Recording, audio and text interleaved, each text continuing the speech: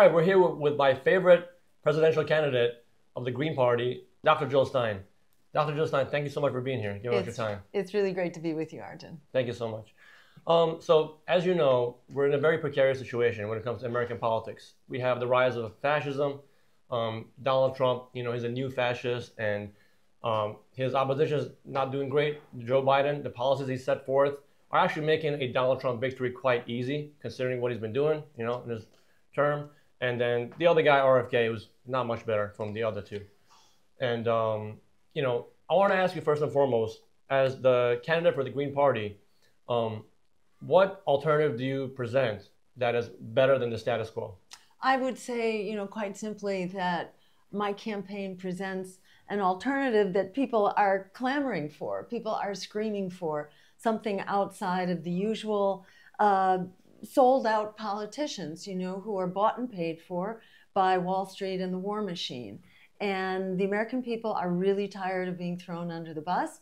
And talking to people on the street or, in your community or looking at polls, people have really had enough and really want another option that's not part of this two-party system that has really served the public so poorly. People want an independent candidate who's not controlled by the usual suspects. And, I come to this campaign basically as a medical doctor and a mother. I describe myself as a mother on fire that wants a world that works for our children. And, and our children are in this all together. I moved from clinical medicine to political medicine because it's the mother of all illnesses.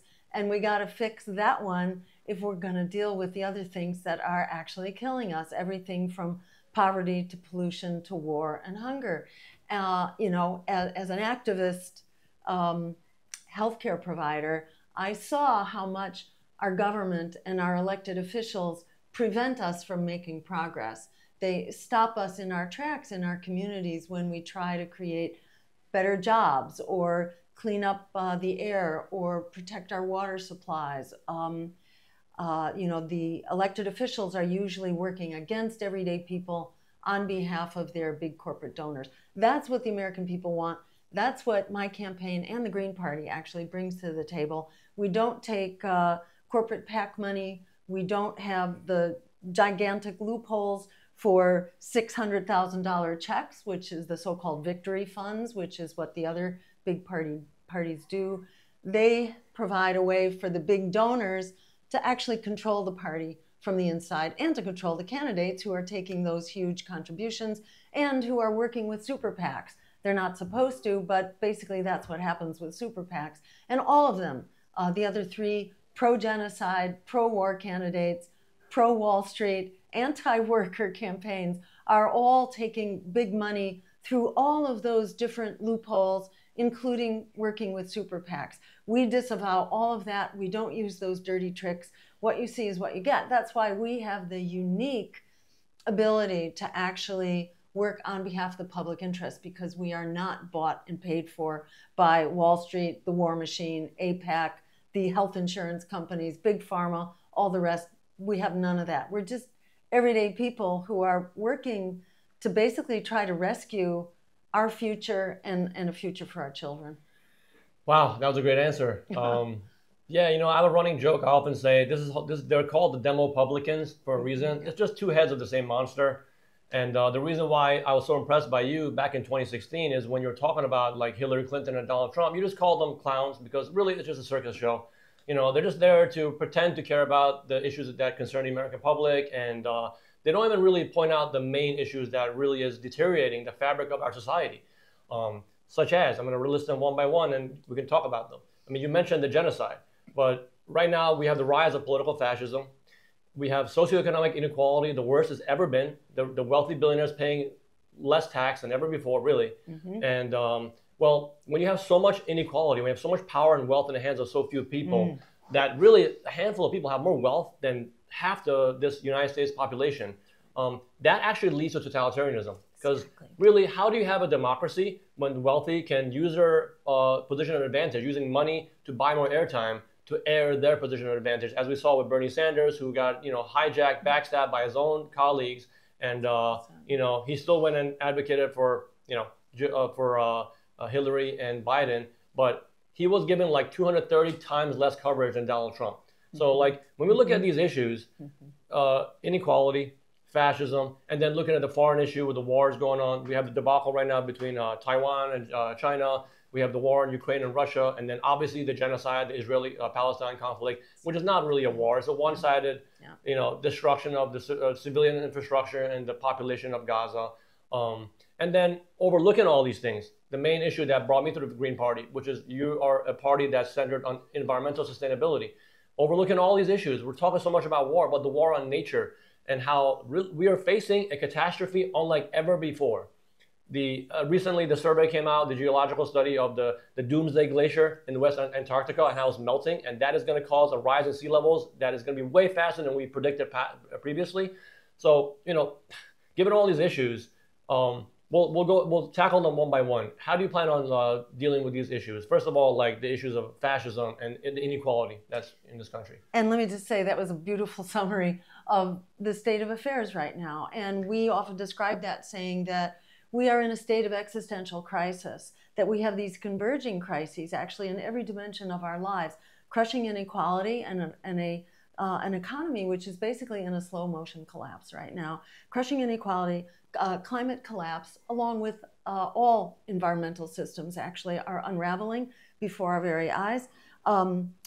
Endless war and an endless war machine, which not only endangers all of us because it is butting up against a nuclear conflict in at least 3 spheres around the globe.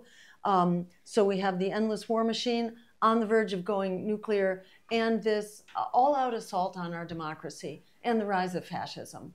So to look at the American people, just to say in general, people are, struggling to keep a roof over their heads. Half of all renters right now are severely economically stressed by trying to pay their rent, paying over 30%. In New York City, it's over 50% of their income. So, on housing, Americans are living paycheck to paycheck. Over 60% of working people are extremely insecure. Millions have lost their jobs. Jobs have been offshored and overseas and sent overseas by NAFTA, and then the Trans-Pacific Partnership, which Hillary Clinton was trying to push through. American workers have really been severely traumatized. Poverty levels have doubled. Homelessness is at a record high. And to speak to young people, half of young people describe themselves as hopeless about the future and feel like they have been betrayed. 1/4 of young people have attempted, or shall we say, they have contemplated harming themselves in the last 2 weeks before the poll. So what does this say? This says that we're kind of, in our dying days here as a society on the track that we're on, which is why the American people are clamoring for a change in leadership. We really need to remove from power the war profiteers and the Wall Street barons who are basically throwing us over the cliff right now. So we very much need to do that. And the American people want to see real solutions, specifically around this issue of fascism. Fascism is here. We don't have to wait for Donald Trump. Fascism is not simply a matter of the refusal to transfer power legitimately at the end of an election. It's also what precedes an election. It's the fact that our elections have been bought out by big money long since, controlled by corporations, and the fact that the Democrats and Republicans, but especially the Democrats, they throw their opponents off the ballot. They use dirty tricks. They have announced that they've hired an army of lawyers in order to throw Green Party and other grassroots candidates off the ballot illegitimately at a time when the American people have gone on record that they really want more options. The Democrats are in the business of eliminating those options. We have a resurgence of McCarthyism. We have a violent suppression of our rights of protest for redress of grievances, like the genocide, and the violent, militarized riot police that are being inflicted on young people, peaceful protesters on our campuses, that is fascism. We're seeing police forces trained by the Israeli occupation forces. That is fascism. We're seeing local police supplied with military equipment through this so-called 1033 program that's been around for 15 years or so, that basically sends tanks and armored vehicles and drones into our communities, tasers and so on, to conduct this very violent policing so that we're now living essentially in a police state. That is fascism too. We don't need to wait for it. And we should not be talked into our right to demand a society that is just. Cop City, people often look at Cop City as an example of sort of what the police state is all about. This takeover of some 40 acres, I think, of open space. It's like rare and precious open space available to the community of color outside of Atlanta, which, by the way, is a fully Democratic Party dominated city council. They have taken this land away from its use, both, it's forested land, so it cleans the air, it protects the waters, the natural waters there, and it's a recreation space. Recreation is absolutely critical to our health. And the African-American community, whose health is most vulnerable, are being denied this critical resource. And what is it being turned into? Basically a militarized policing center where protesters have been demonized. They are being, labeled as domestic terrorists, subject to these very unfair RICO laws, which could put them in jail for decades. Not to mention that one of them, Tortuguilla, was actually murdered in cold blood with their hands in the air, in the process of simply conducting a peaceful protest. Cop City, which the public has mobilized, they're trying to run a referendum to stop it. And the city council, the Democratic city council, is trying to fight that referendum to prevent it from being run. This is what fascism looks like. This is what violent policing looks like. And Cop City in Atlanta is one of about 70 such cop cities that are now in the works around the country. So fascism is here. And pretending that one party is better than the other is absolute nonsense. And to pretend that we don't have a choice, that we have to embrace one of these two predatory and toxic choices, is absolute nonsense. So it's up to us. As Frederick Douglass, the famous abolitionist, said, power concedes nothing without a demand. It never has and it never will. We need to be that demand. We need to stand up and say what it is that we want, not hide behind some lesser evil who completely buries our agenda and our demand. Democracy needs a vision forward. It needs an explicit agenda, and then we fight for that agenda with our votes and by demonstrating and building our social movements as well as our political capacity. You have to do that. You cannot hide behind a lesser evil and think that things are going to get better. So there's, there in simple terms is the answer to fascism. It's standing up for demilitarization here at home, and also ending the endless wars, because when your whole economy and your foreign policy is based on war, that war comes home and creates fascism here at home. We need to stand up for our constitutional rights and for our civil liberties and defend them. And that is what we are doing in this election. Fantastic. I mean, I can tell the way you're speaking, you obviously are very concerned. You care deeply about these issues. And when I see people like, Hillary Clinton, Donald Trump, Joe Biden get up on stage and pretend to care with their dismissive tone and, their sleazy political language where like they're trying to be politically correct. And, Donald Trump, who is literally, his entire value system is whatever sells him the most, whatever makes him the most money, whatever gives him position advantage most, he'll just shift his values on the wind, basically based on the direction of the wind. So that right there, based on the way you're talking, I mean, people need to understand that, like, we have to care, we have to have good policies, and we have to speak truth to power, not hide our true intentions. And we don't even know what these people are like, who is funding who, and let me just say, I think that goes with the territory when you are a corporate sponsored or sponsored by the economic elite, because they are telling you what to say. So you don't have human beings who are capable of actually bringing their hearts and their minds and their souls to this discussion. You know, we have to bring the best of ourselves as a human society to our, you know, to our governance, whatever that is. We have to be able to dialogue. We have to be able to think creatively and interact and hear each other. They can't do that because they're carrying a predefined message. So they're basically puppets of their corporate and wealthy sponsors. Yes. So, you know, I think that's why the powers that be are terrified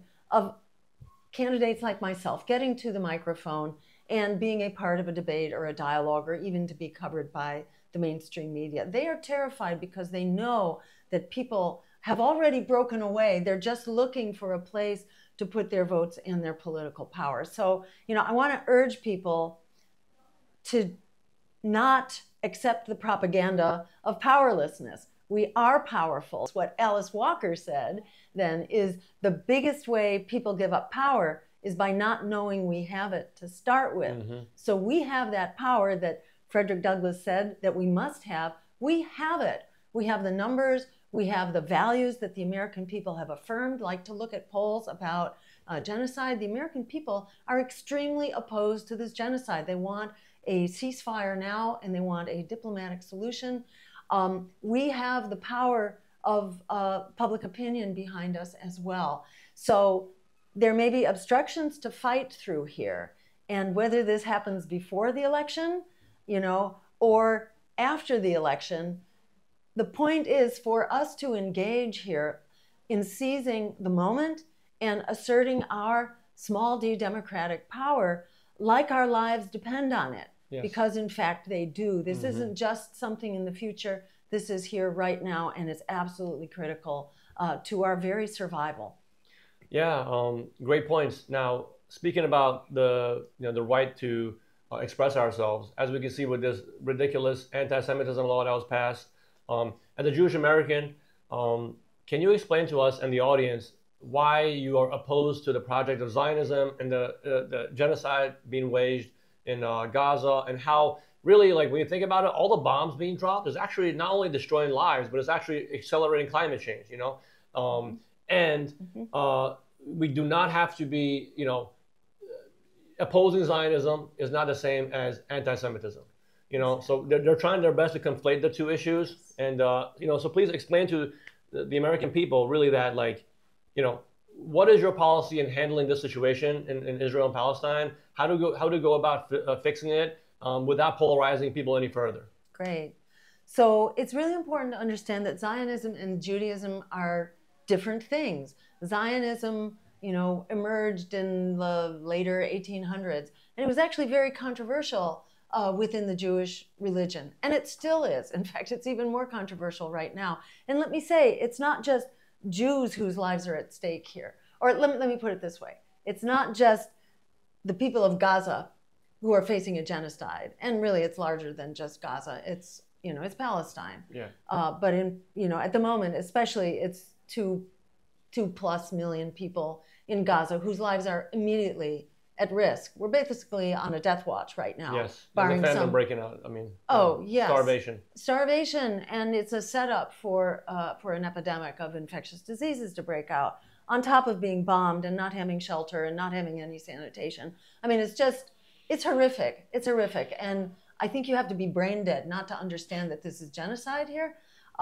Whatever it is, or whatever name you put on it. It's absolutely unacceptable. It is criminal, and it needs to be stopped immediately. There are 2 million people, you know, who are this close, who are really at death's doorstep right now. This is just shocking and horrific every day as we see this rolling out on our computer screens. And the U.S. is the sponsor. The U.S. Provides the weapons, 80% of the weapons that are dropped. We provide the funding. We provide the diplomatic cover. We provide the intelligence. This is under U.S. control. And U.S. leaders have stopped this by making a phone call to the leader of Israel. Yep. And it is outrageous that Joe Biden has basically made himself an undersecretary for Bibi Netanyahu. You know, it's outrageous that he is determining U.S. foreign policy right now, trying to drag the U.S. into a wider war, particularly with Iran, which could go absolutely ballistic and could become World War III. We're in a pre-World War I situation right now with nuclear weapons thrown into the mix. And this is exceedingly dangerous. And our so-called commander-in-chief has essentially rolled over to Bibi Netanyahu. But the point I wanted to make before, it's not just the people of Palestine who are at risk. In the long term, it is the people of Israel here who are at risk as well, because this is an absolutely unsustainable situation, yes. And they are incurring the wrath of their neighbors, to say the least. Egypt had talked about possibly tearing up its peace treaty with Israel when Israel was first threatening Rafah. Now, Egypt hasn't done that, but still, it's clear there is a lot of opposition in Egypt to what is going on. Same thing in Jordan. There have been massive rallies where the people of Jordan are calling for Jordan to tear up its peace treaty. These are Israel's two biggest allies, and they are being mobilized against Israel as well. So it is Israelis, it is Jews, I think, who are also paying a huge price for this, because Israel does not represent Jews. And no. Jews all over the world are extremely opposed to what is going on. And I'll explain my own view on that in a moment.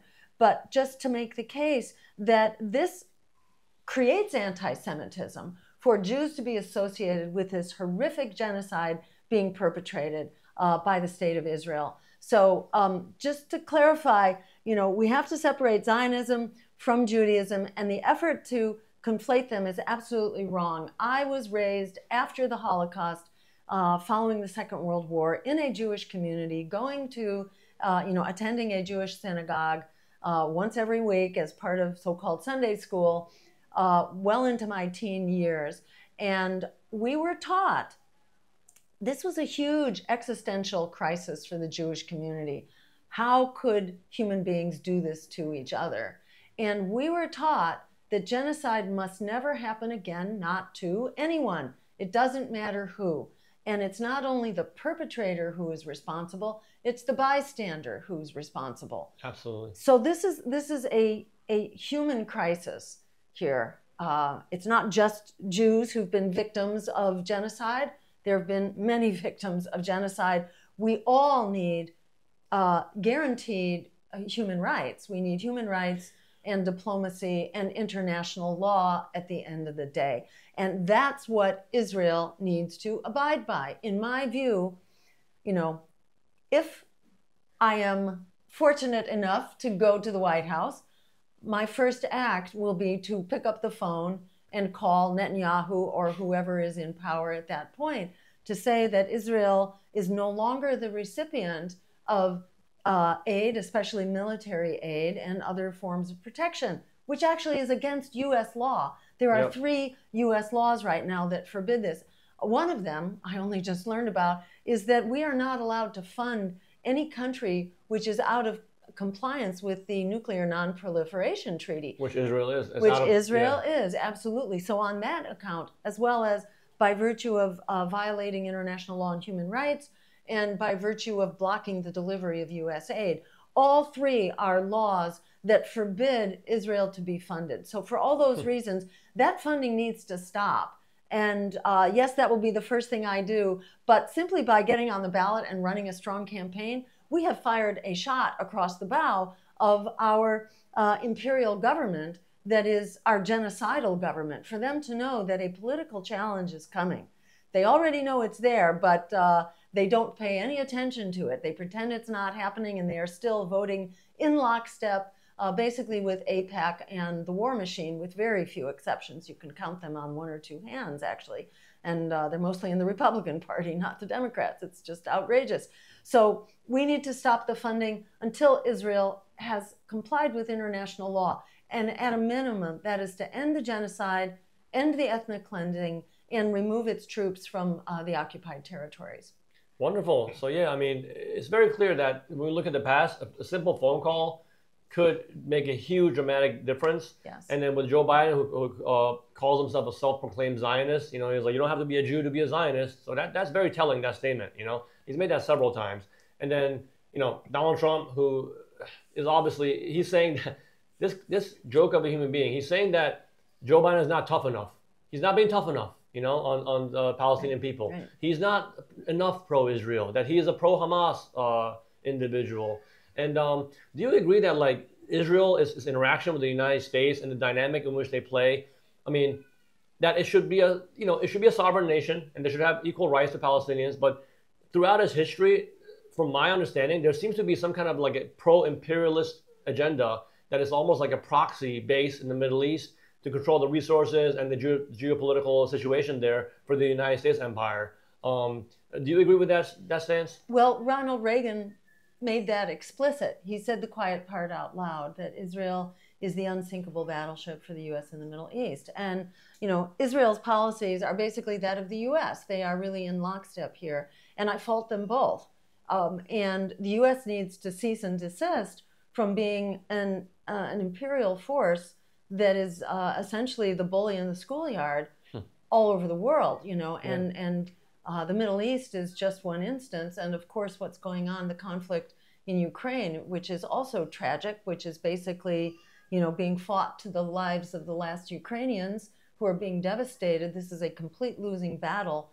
That's been known since long before the battle was engaged. And also the Cold War turning, on the verge of turning hot in between China and Taiwan. So, this alliance between Israel and the U.S., which is extremely toxic, and we all need to come into compliance with international law, or none of us has a fighting chance here. Just one nuclear armed submarine contains the equivalent of 5,000 Hiroshima bombs. 5,000 Hiroshima bombs is more than enough to put the entire, even a small part of that. It only needs to be, the exchange. It depends how large they are, but, it could be dozens or perhaps 100 or 200. A very limited exchange of even tactical nuclear weapons, what are so-called tactical nukes. Even a small exchange is enough to put us into substantial nuclear winter, which means that the debris gets kicked up into the upper atmosphere. This isn't an ordinary explosion. It's an extremely concentrated explosion. That's why it causes that mushroom cloud. That mushroom cloud means that a whole lot of debris is going up into the upper atmosphere where it does not weather down. It does not come down with the rain or the snow or the wind or anything else. It stays there. It darkens the skies. It's like when the meteor fell that killed off the dinosaurs and basically most other living creatures. Any mammal larger than a squirrel did not survive that essentially nuclear winter that was caused a long, many hundreds of millions of years ago. And that's essentially what's created in an exchange of nuclear weapons. And our criminal misleaders act completely oblivious. We should be in the business right now of signing the treaty among the nations of the world to eliminate nuclear weapons. We should be supporting the nuclear ban treaty. But, nonetheless, separately, we got nuclear weapons right now, and the war in the Middle East, which is a war, it is a war. It's not just Israel and Gaza. This is a war that could enlarge very quickly. That could go nuclear, and we could all be dragged into basically nuclear winter with that.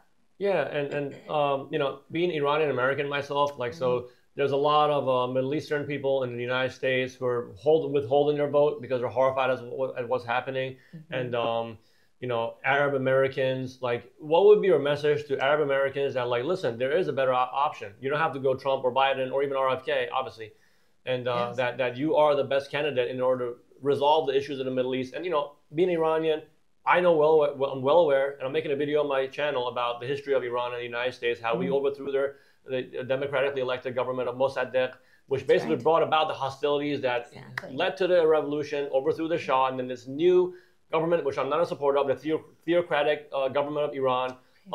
They're stout opponents of Israel and the United States, and they basically say they want to destroy Israel and the Zionist project. And this could lead. This is another scenario that could lead to a nuclear standoff, because right now we don't know what they're doing with the nuclear program. So what would be your message to the overall Middle Eastern community? Yes. And let me just add that Iran and Russia now have a military alliance. And so to be dragged into war with Iran by Bibi Netanyahu, who would like nothing better than to distract from his genocide, he would like to see this war break out. And Iran is, partnered with Russia. it's not hard to see how this could become a nuclear conflict quite readily. But so yeah, like we need to get the Middle Eastern community, especially the Arab community, on board with your message here. Oh, absolutely. That you're the best alternative. You are the best solution. Yes, choice. and I think we are the only solution because Trump has said, he, as you pointed out, Trump has said that that Biden is not genocidal enough. That for Biden to have paused the bunker buster bombs, the 2,000-pound civilian slaughtering bombs that flatten an entire block of apartment buildings and housing and can kill thousands of people, in one stroke. But Trump is like faulting Biden for putting a pause. But don't be fooled by Biden's pause either, because he paused one set of weapons and then funded another $1 billion worth of another set of weapons. So expect nothing from that man. Expect nothing from either of these two people, which we refer to as zombie candidates. These are sort of like the living dead who are not like who are not in this living world right now, and who are totally detached. Oh yeah, completely. And they're not interacting, they're not perceiving, they're completely out of touch. And they are basically both serving their corporate donors, especially the war profiteers, the fossil fuel industry, and AIPAC. Speaking about that, like obviously it's also a resource misallocation issue. We're spending so much on militarism and weapons of mass destruction instead of focusing on weapons of mass creation. We should be focusing on community building. We should be focusing on renewable energy, clean water.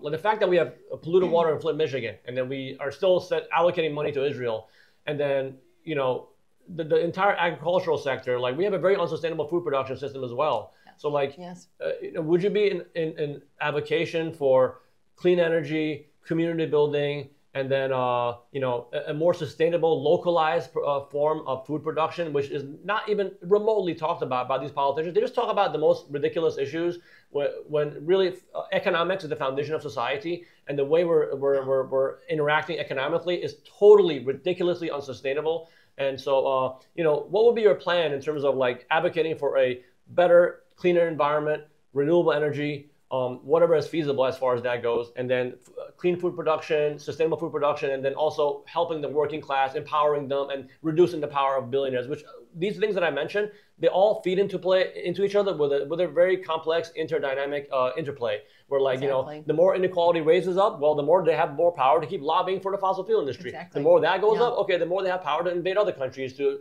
install dictatorships, to come back to their donors. So yes, please give us exactly. And what you describe is this vicious cycle whereby these crises converge and they make each other worse. Whether it's economic inequality, the hijack of our political system, the growing desperation of everyday people, the failure of our food system, our economic system, our healthcare system. It all gets worse as money and power concentrate further. We often describe the problem as basically that of empire and oligarchy. They go hand in hand. Absolutely. And they make each other worse. And yes, climate collapse and environmental collapse is part of that, and the collapse of our democracy is also part of that. Martin Luther King described this as the triple evil of militarism, extreme materialism, or end stage capitalism, and racism. They all go together too. And so what we have right now is this vicious circle. Well, we need to replace the vicious circle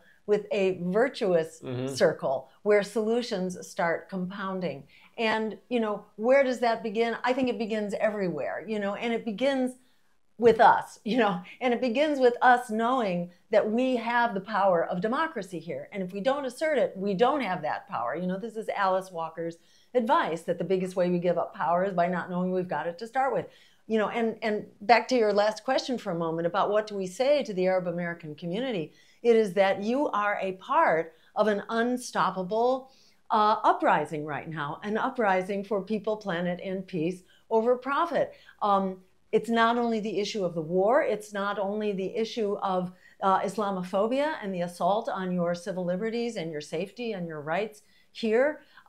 This is also the survival of our economy, having food that we can afford to put on the table, being able to keep a roof over our heads. Once you get outside of this corporate sold out political system, you have all those solutions. And those are the solutions that we have. And as to what are we doing about the environmental crisis, how do we get ahead of this? And that is exactly as you say, that is our proactive and affirmative solution. For one thing, we're going to declare a climate emergency. And when we do that, it unleashes over $500 billion every year to be spent creating jobs in the clean renewable energy sector, in the sustainable agriculture sector, because you have these CAFOs, these combined animal feeding lots, which are extremely destructive, extremely inhumane and cruel.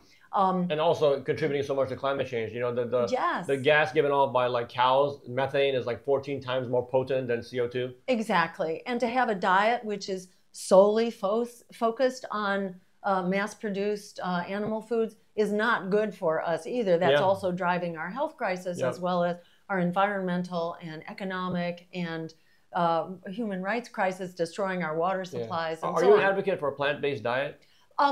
As a healthcare provider, I have long been an advocate for largely plant-based. That's not to say that people have to be entirely vegetarian, but we know that a more plant-based diet, the so-called Mediterranean diet, is extremely healthy and is based on a lot of fresh fruits and vegetables, fish, and very modest consumption of chicken and very little meats and no fatty meats, essentially.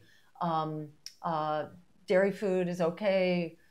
In my own view, it ought to be low fat to non-fat. That when you're eating mass-produced food, as opposed to like hunter-gatherers who are consuming animals in the wild that don't accumulate fat. So accumulating saturated fat in our food, that is a product of an industrialized food system, and that's highly associated with the diseases of modern society, whether it's Alzheimer's, strokes, heart attacks, diabetes, etc.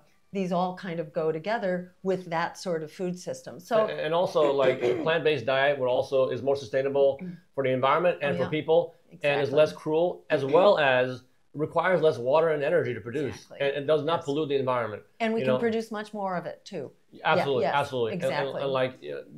And that goes again into another, like, all these issues. A lot of them really have to do with the fact that there's massive donors that propagandize the American people. Oh, if you don't eat meat, you're not going to be strong. You need so much animal protein. If you don't have that, you're going to be weak. And it's like from every avenue, it really bounces back to all the other issues we're talking about. When it comes to war, environmental issues, and it comes to our democracy, all these things are really, the issue is a lack of power dynamics. The power is in the hands of the billionaire class, and people feel powerless. Yes, exactly.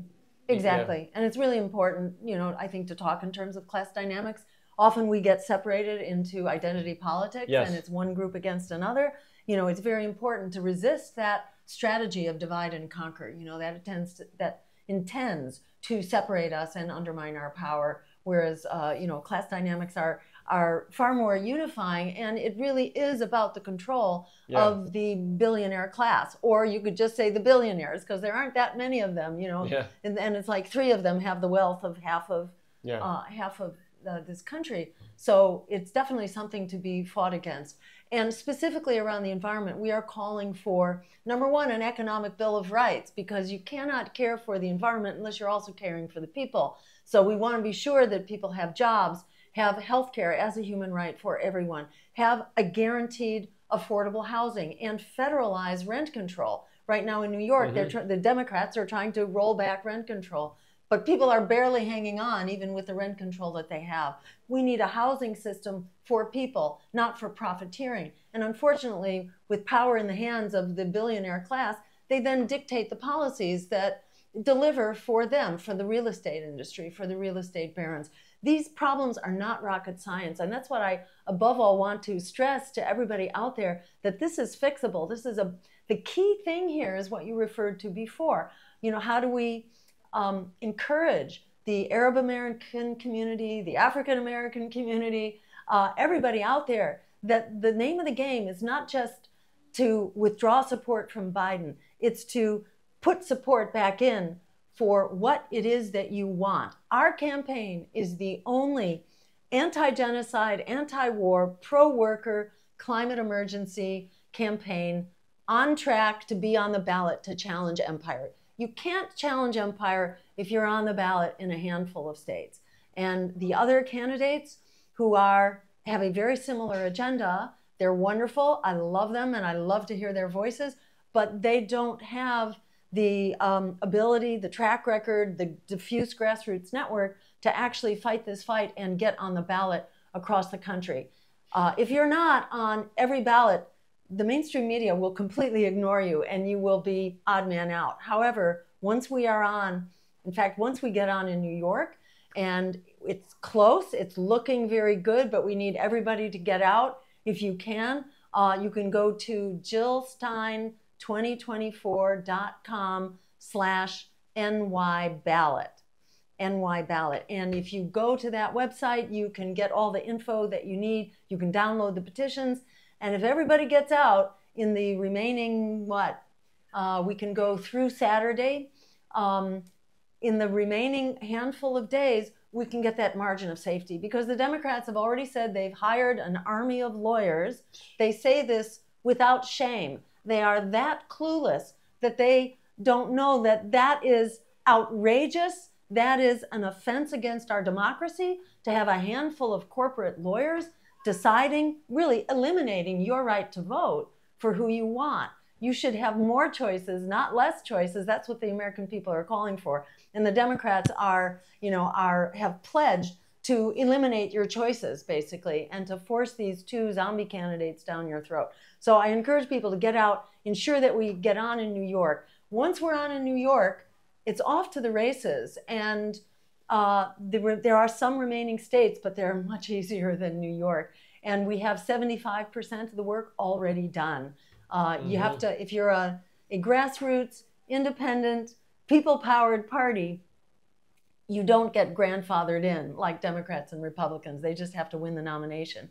We have to win the nomination from the Green Party, but we also have to collect essentially 1 million signatures across the country.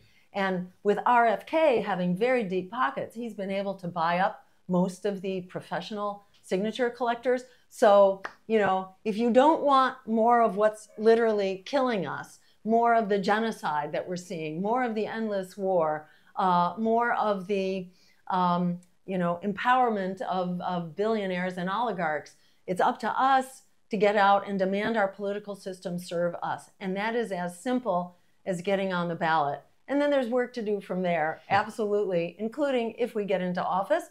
And if we do win the day, our work has only just begun. But I want to reinforce that this is a winnable election. This is a perfect storm for a political transition that has been building for a long time. There are going to be 3 pro-genocide, pro-war candidates on the ballot. We will be the one anti-war, anti-genocide, pro-worker, climate emergency campaign. That brings together a lot of people with a lot of deeply felt passions about changing our world, our crisis-ridden world. When you have 4 candidates on the ballot that are all going full bore across the country, a vote can be split 4 ways. When that happens, the vote can be won with as little as 26%. Yeah. 26%, and we're already 8% in Wisconsin. We're 5% in Arizona, I believe. We are 22% among people under 35 in Wisconsin. Where the word is getting out, and it is young people especially who are leading the charge, who have always led the charge in political and social change. Where the word is getting out, we are beginning to come up big time in the polls. So don't accept anybody's propaganda of powerlessness. Reject the naysayers who tell you that you're powerless and you should be hopeless. We say, no, we are actually powerful. Look at the numbers.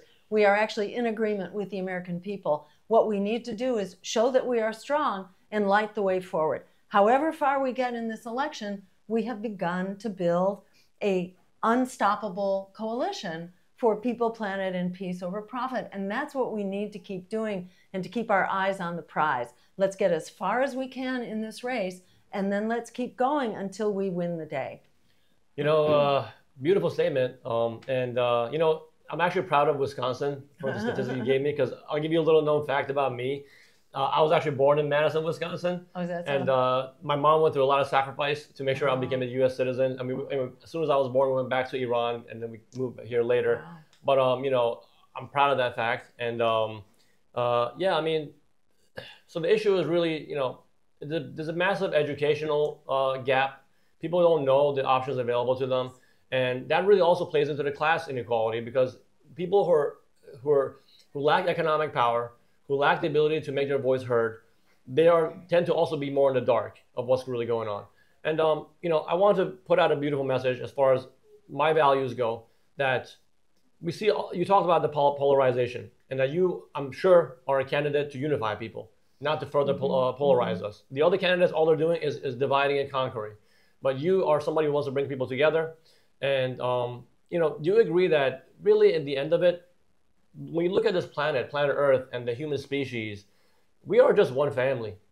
This entire ridiculous notion of our loyalties to groupism, whether you're Democrat, Republican, Arab, Muslim, Jew, American, Iranian, like all these things are just silly, artificial, dimensional distinctions that we use to separate us from one another. Whereas we have so much in common, really. There's no difference between an Israeli baby or a Palestinian baby. They both need water, food, shelter to survive. And as the Green Party candidate, you are trying to bring about a better, more sustainable environment, because the environment is the ultimate safety net to produce healthy or dysfunctional values, whether we become hateful or become loving and compassionate towards one another. So, I'm all for people expressing their individuality and their cultural expression and being proud of the culture of where they come from. But I would argue that really, when it comes down to it, we have to understand that when it comes to the baseline conclusion, we're one family, we're one species on one planet, and that the scientific understandings that are coming to the forefront,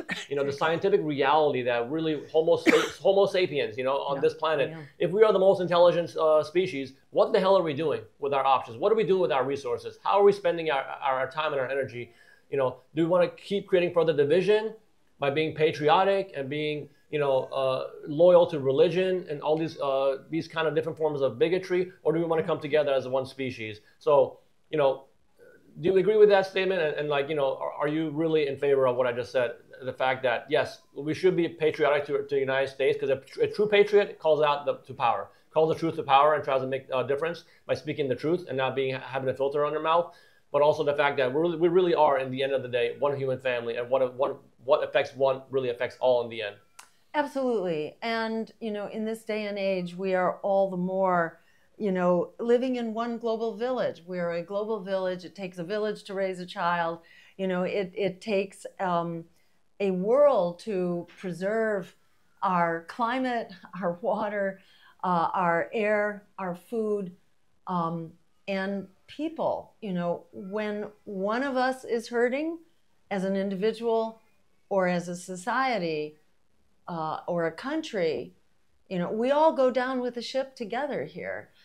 As Martin Luther King says, injustice anywhere is a threat to justice everywhere. You could say the same thing about polluted water anywhere is a threat to water everywhere, and on, because we are a more populous and stressed and intercommunicated world right now, in a world which trades, whose economies are interconnected. Yeah. We're all connected now, and we need to celebrate our diversity and, celebrate the richness of our cultural and religious traditions. But at the same time, we need to recognize that we are members of one human family, and we are going to sail together, or we're all going to sink together, especially in the age of nuclear weapons, where conflict anywhere becomes a disaster everywhere. Nuclear winter does not stay in one place. Likewise, pollution does not stay in one place. Our water supply doesn't stay in one place. There's no planet B, really, Exactly. And we're all interconnected. And at the end of the day, we have the power as everyday people. It's not the billionaires, it's not the bankers, it's not the insurance companies and AIPAC. They may have certain advantages at the moment, But if we mobilize strategically, use our power, and stand up with the courage that we are seeing right now, and the people in Gaza, the students on our campuses who are standing up with incredible integrity and courage, standing up not only for justice, for an end to genocide, but standing up for our democracy and our civil liberties. These things go together. We can stand up and demand them and create an America and a world that works for all of us. Together, we can make this happen, and together we are unstoppable. Wonderful. And that's, I think we're going to end on that. That is the perfect message. And, you know, again, thank you so much for giving us your time. Again, please tell the audience what we can do right now. We have a few days left, right? Yeah. So we are in a little of a pressure cooker right now to make things move along. So yes. Yeah. So what people can do right now is ensure that there is an anti-genocide, anti-war, pro-worker campaign on the ballot in New York. New York State is the last stand of the empire. This is where the empire is pulling out all the stops to try to block us. Because if we're blocked in New York, it will be very hard to be a full-bore challenge to empire across the country. So this is like their last holdout, and where they've made it extremely difficult. We think we are about where we need to be, but because they're going to be disqualifying signatures right and left, we have to get a margin of safety. It's absolutely critical. We're trying to double the numbers. So we need everybody to get out now to ensure that we're going to get on. And that means going to jillstein2024.com/NY ballot. That's /NY like New York ballot. And you can sign up there, you can download the petition, you can watch a little video on suggested strategies. I'll tell you what I do, and I was just out yesterday.